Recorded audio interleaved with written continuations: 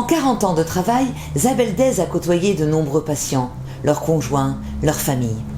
Ce livre témoignage rend hommage à ces personnes âgées, souvent disparues, qui lui ont appris le métier.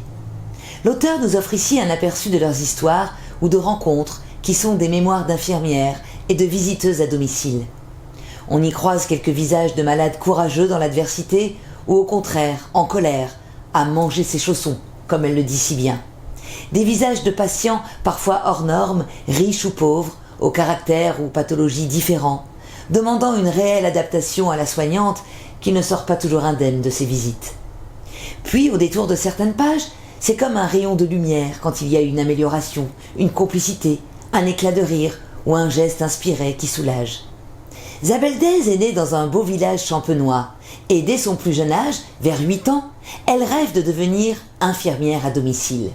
Une fois diplômée, elle travaille en hôpital, en centre de soins et finalement dans une branche consacrée aux personnes âgées qu'elle voit évoluer au fil du temps.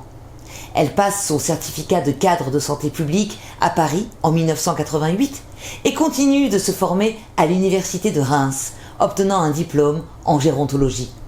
Elle est célibataire et s'est occupée de sa mère puis de son frère malade. Un beau témoignage de cette retraitée qui vit toujours dans la maison familiale. Sans visage de malade de Zabeldez est à découvrir aux éditions Sidney Laurent.